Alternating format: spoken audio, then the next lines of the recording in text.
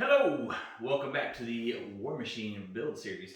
So we're in the wood shop today. I'm gonna do something a little different. It is War Machine related, but maybe not so much the way you think. I've reached a point in the build where I gotta get these axles out from under this truck so we can do the suspension work. Now, as you've seen, for those of you that have been watching the build of the War Machine the whole way through, my metal shop has, I've built it up as I built up the truck. I was newly moved into this house when I started the project, and my shop was nowhere near complete. So the shop has gotten a little bit better along the way. Some shelving here, some lights, some things here and there. Well, now I'm at the point where I've got to have a good workbench. I've got to be able to put these axles up on the workbench and get ready to go. Now, as you've heard me talk about before, I dabble in woodworking. I'm not what you would call like a seasoned craftsman or anything like that, but I do enjoy woodworking. I'm okay at it. I get by. And I always wanted to build a really kick-ass workbench, and needing this for my steel shop gives me a great opportunity to build this. Now, my brand of woodworking is a bit different than others. I'm not really big on I don't go to a big box store and buy my lumber. Nothing wrong with that. I enjoy it. I go and I harvest all my own lumber. Like people have land that they want some trees knocked off of, or if that tree go down their yard, I'll go and I'll clear the tree if they'll let me have the logs. So I enjoy every bit of it, from the forestry side of it, from going in the woods and cutting it up and working with the saw and dragging it out. I've got a sawyer who's local who saws my logs for me, bring everything back and stick stack it so it can dry till the moisture content gets down to where a low enough level where it's ready for me to work with. You guys that are like really good woodworkers, don't be too rough on me. You're gonna see me make a lot of mistakes throughout the process of doing this. Hopefully I get it done and it turns out good, the way that I need it to and the way I want it to. I want it to be something I'm proud of, obviously. It's something I've invested a lot of time in, just trying to work on it here and there as I was working on the truck and a million other projects around the house. So what you see in front of you, all this on this table, this is my workbench. All my wood starts out very, very rough. You see what's on this shelf right here. This is how mine starts out looking. It's just big chunks of slabs of wood, and I dimension it down and make it the size that I need and the shape that I want and all that. It's a ton of work. It takes a ton of time, but it is what you would call a labor of love, I guess, because I do really enjoy doing it. It's very satisfying. I work on cars all day, every day. So to be able to come in here and do some woodworking and build something is very satisfying. Like I said, it's very satisfying. And one of the biggest things that I've noticed, the difference between working with steel and working with wood. Working with steel, I understand how to run a VMC and a lathe and CNC lathe and all these types of tools. But those types of tools, I can I can make a drawing, and I can go and I can have my parts, produced by someone, and I get it. It's a perfect part and it looks fantastic. But I don't get to really make it myself. I understand how to run the equipment, but it's not equipment that's really attainable for somebody like me. It's certainly, even if I could afford to buy it, I can't afford the electricity. You can't get the electricity, even if you had the space, into a garage at my house to run that equipment. Whereas with woodworking, you can get really nice equipment at an affordable price for an average consumer, just a random hobbyist like myself. You can get really, really nice equipment for, I think the most expensive piece of equipment I have is maybe like my drum sander, which was like $2,300, and I saved for a long time to get that. But, for the most part, these are attainable tools for Joe Blow. And the difference is, with steel, like take this leg right here, I've got digital readouts on all my equipment. This leg is cut perfect. This 90-degree edge is so sharp that if I run my finger down it fast, it will lay me wide open. And I can make perfect, precise cuts and perfect, precise angles and things like that in wood with equipment that is attainable to your average consumer. yeah, it just takes time to work it. But I mean, there again, and for you guys that work with wood, you understand what I mean by, how fulfilling it is to be able to sit there and take your time and to be able to do this type of stuff, in an at-home shop. Now, my plan with this table, I'm going to use what I guess, I don't know, for lack of a better term, would be traditional joinery. I'm going to use, lots of half lap joints, which is where if you have something 4 inches, you're gonna machine out 2 inches of it, and you're gonna take your 2-inch board and or half of that. You'll cut an inch out of that piece, an inch out of the other one, and they're gonna interlock together and fit together nice and tight. So I'm gonna use a lot of half laps. Actually, I think that's pretty much all I'm gonna use on this. Now, I've never done that before. I've never done anything like this before. My goal is to build this thing with no screws, nails, anything like that. I want everything to fit together. It's got to fit together pretty much perfectly, where it'll all be nice and square. I can glue it, clamp it, and it all locks together into one big, enormously heavy chunk. The wood that I've used on all this is hickory. It's all locally sourced. Like I said, I go get all my own wood. The only wood that I did buy for this is when I was at the sawmill one day, a guy that I bought some flooring from, he had this huge stack. He's an Amish guy.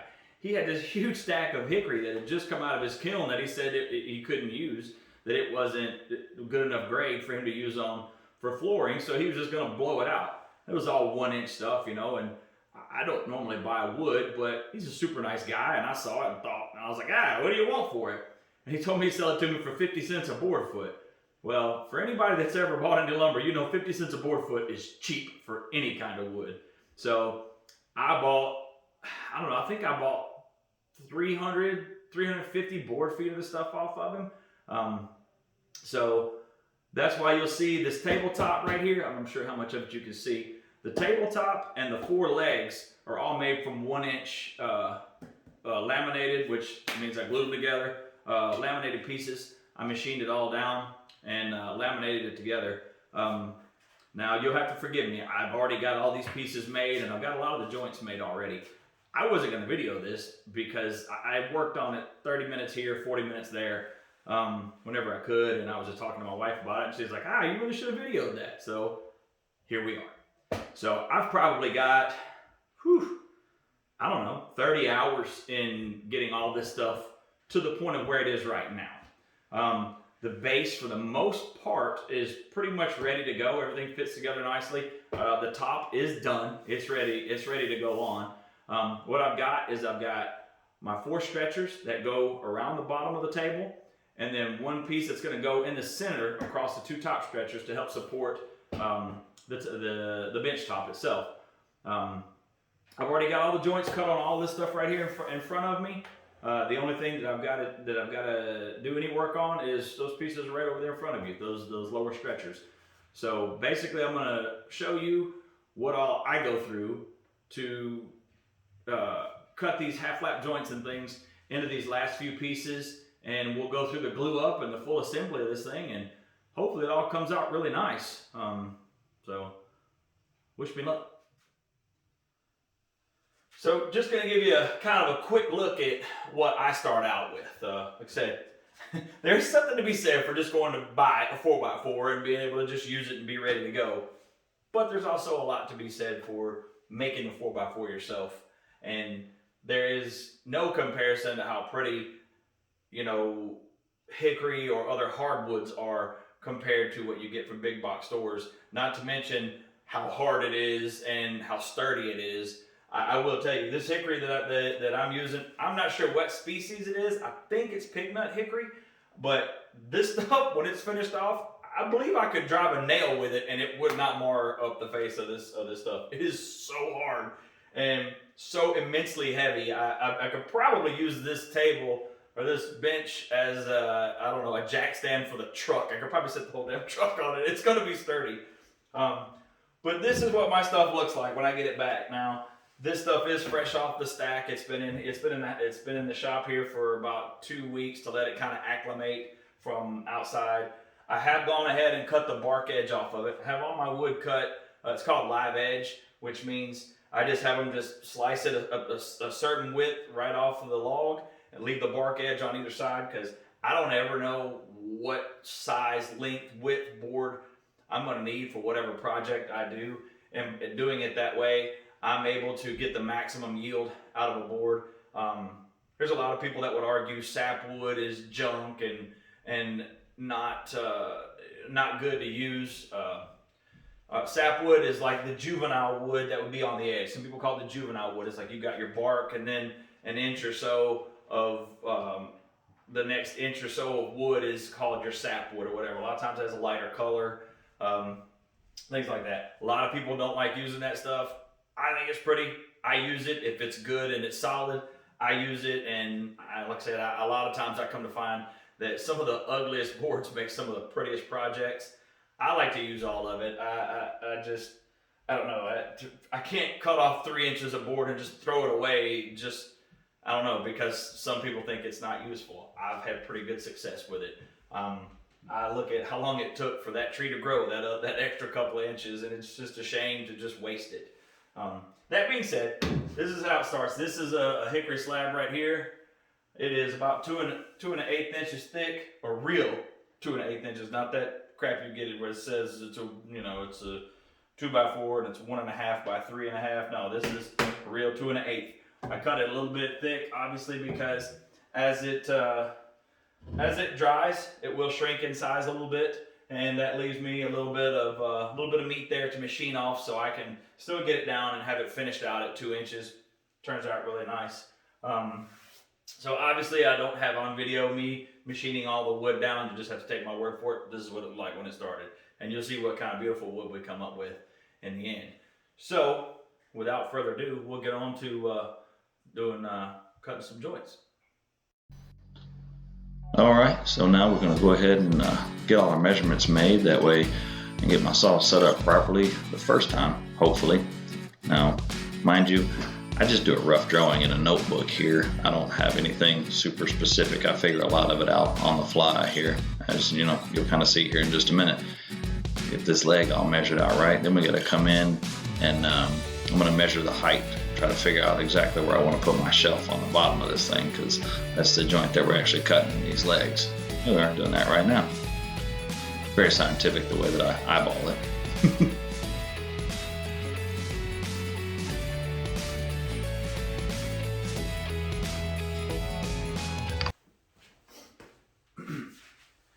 All right, so you saw me measure my stretcher. This would be like a side stretcher, the short side. Saw me measure it, and it was 1.993. So I'm going to take half of that, which works out to 0.995. So in order to set my height for my dado stack, I'm going to set that at the 0.995. But I've got to add the thickness of the base of my my crosscut sled here. Measure that right quick.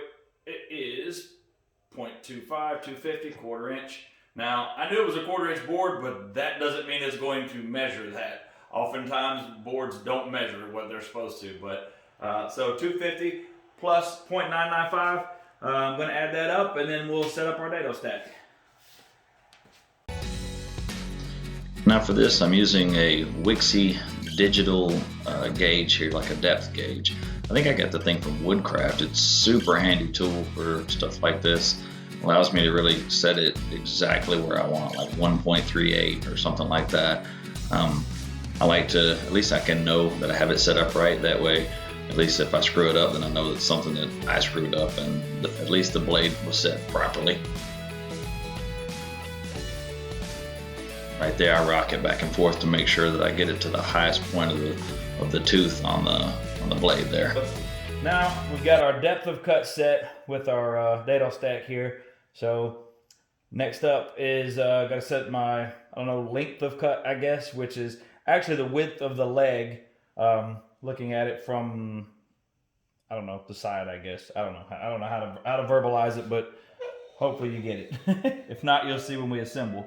So I'm going to creep my fence over here. I've got my caliper set at 3.480. Set it on it's touching the outside tooth right here. So what I'm going to do now is I'm going to take my fence here.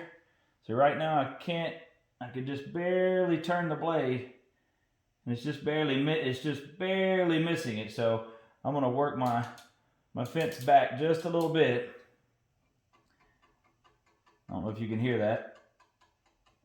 I'm just making contact to the very end of my caliper here, so I'm going to bring it back just a shade right there where it just contacts it. Now the reason why I do it that way is because with my fence I can adjust in such small increments that I'll make the first cut on both the leg and the stretcher, and if it all fits together good, then I'll come back, because if I make the first cut and it fits together, if I need to go just a little bit deeper, I can always take just a little bit more wood off. I can never add any more wood. So I would rather sneak up on it and have to take just a tiny little fraction out of it to make it fit just right, versus go, well crap, now that one's going to be a little bit big because it's not going to fit right. My table's not going to sit together right, and it's just a bad deal all the way around.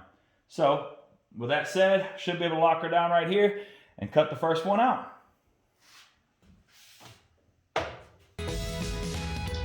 Oh boy, do I wish you could see the look on my face here in just a second. I wish the camera was actually looking at my face so you could see the look of utter disgust when I realize what I do. Right about now.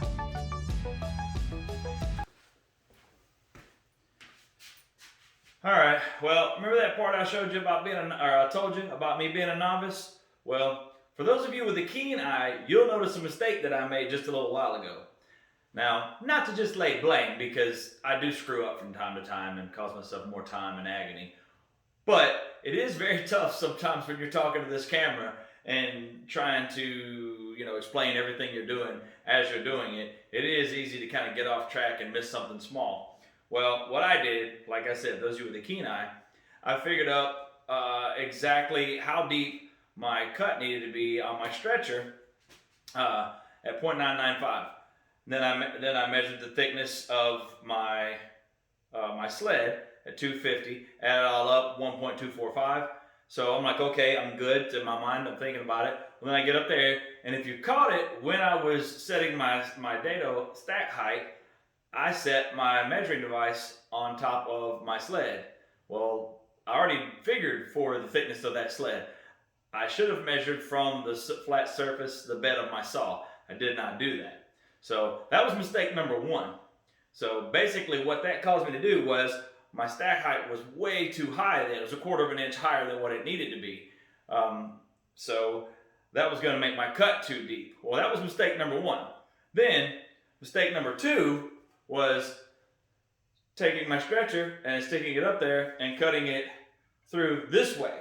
No, wasn't supposed to do that. Was actually supposed to cut it with it laying flat and cut the face of it. Like that is how it was supposed to be cut. Mind you, I still haven't noticed at this point that my stack height is not correct. So I cut it like this. Almost immediately after I cut through there, I realized, oh man, I'd screwed up and I'd wasted this piece of wood for this project anyway. I'll use it on something else down the line, but for this project, this dude was spent. So I thought, well, I'll go ahead and I'll lay it on the face and I'll cut it and I'll see how it lines up, if my depth is good and all that type of stuff. So I went ahead and I made my cut, and man, when I turned it around, I looked at it and I was like, that don't look right. I'm way more than halfway into this. This is not. So I grabbed my calipers there and I measured it, and I'm like, and as soon as I measured it and I looked over here, I realized what I did, where I messed up. So I guess it sucks that I screwed this piece up, because now I got to make a new piece. But I guess at the same time though, I mean, I did figure out when I tried to make the cut this way that my blade was going to be too deep anyhow. So I only wasted this one piece. Now, silver lining to this, upside, I guess you're going to get to see me completely form out a new one of these from one of these rough cut pieces of wood. So I will video that as I do it, and then we'll work our way all the way back around to right where we are right now. So I'm going to call it a night because I'm a little bit disheartened and kind of aggravated right at the moment. So I'm going to call it a night, but we'll be back tomorrow. We'll start working on a fresh piece of wood. We'll get it all ready to go, get it all jointed and planed and everything down and where it matches the rest of this stuff. And then we'll come back and we'll start all over again from the beginning.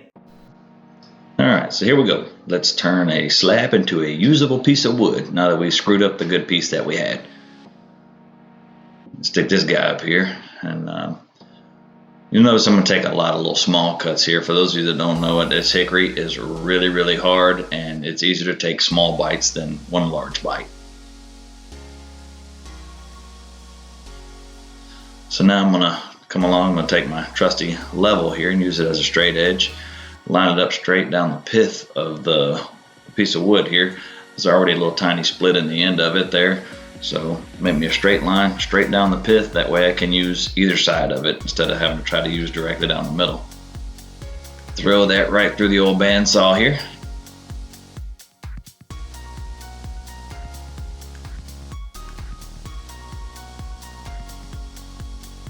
Now we gotta go through and get it face jointed and get the side cleaned up, get us one good perfect face on it.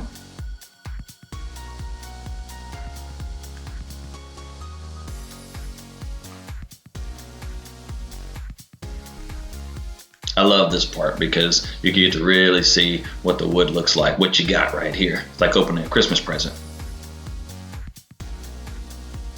Yeah, it's all nice and good. Not so nice. Ooh, very nice. So now we're gonna go on and cut it down to a rough width, cut it a little bit over what I need. That way I can come back, shoot it through the planer later, and get it down to the perfect size here.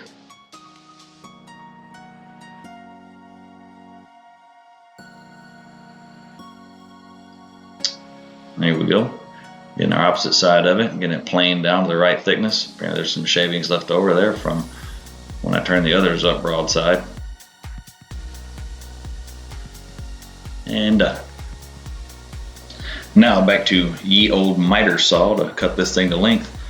Luckily it's still set up where I cut the last ones off, so I don't even have to adjust anything. It's ready to go. Now we shoot it through the planer to get the width just right so she'll match up with all our brothers and sisters. Okay, well, we did all that just to wind up right back here. So here's our new piece made, and it matches our other one, identical in every single way. So now we're ready to go back to remeasuring and resetting up for our cut that we got to make for our lap joints on this. So I'm going to do a little math here and see if I can't set this thing up properly this time. So wish me luck. All right, so here we go again for the first time. Notice this time I'm going to measure from the base of the saw like I should have the first time.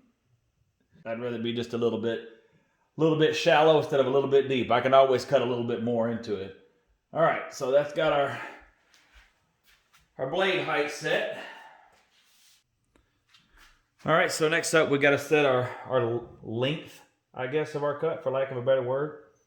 So I'm going to spin this down. Now mind you, you see me touching this blade all the time. The saw is unplugged right now. That way, if I were to bump into the switch or something somehow, this thing ain't fixing to kick on and just chew my hand off.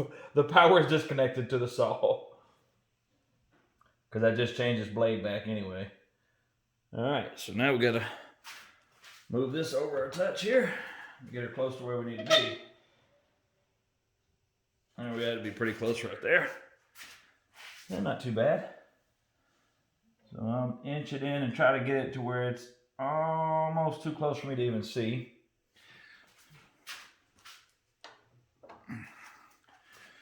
Now let's fine tune this sucker here. Now I'm holding the calipers firm against the side of the blade right now. So what I'll do is, this is going to adjust until it just gets to the point.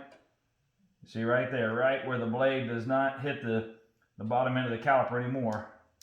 So I'm actually going to bring it back just a shade. I don't know how everybody else does it, but the way I do it, I like it to just kind of touch. I'd rather my cut be just a little bit short than a little bit long. Like I said before, I can always cut a little bit more off. I can never add wood. Let's get our first piece up here and commence the cutting.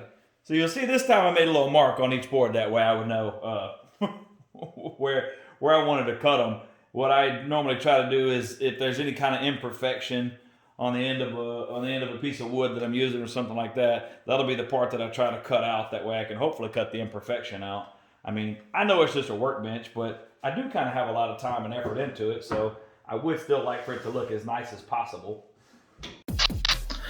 Now remember, this is the first time I've ever used a dado stack or ever attempted to do any type of joinery like this, so you know, that's the reason why I was so painstaking and getting all the measurements just right and all that.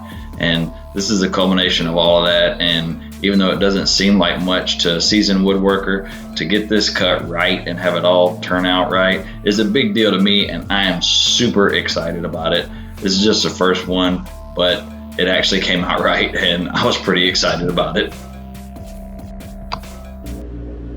All right, so I got it roughly laid up here. So basically I'm just kind of getting an idea to see if my depth of cut looks good, which it does. Now obviously understand that those are not the same height as this, so that's why you got that little gap right there. It's not sitting perfectly level. This was kind of what I was looking for right here, to see if my I guess length of my cut is good. It's a little off there, but it's not sitting perfectly true. But my length of cut is perfect. My depth of cut looks like it should be good. I'll check that with the calipers here in just a minute, and if it needs any more taken off of it, I'll go ahead and run it through and just nick that little bit off of there that I might want off, if it's off at all. Hopefully it won't be. If it's not and everything looks good, I'm gonna go ahead and I'll cut that end of it, and I'll grab the other one and I'll go ahead and get it cut. All right, well that's gonna be the end of this one. Probably gonna be a 3-part series here. This video is getting on about 26 minutes. I normally don't like to let them get that long, but you know, it just worked out that way. So come back for the next 2. Still got a whole lot of work to do, so hang with me. Come back, check it out.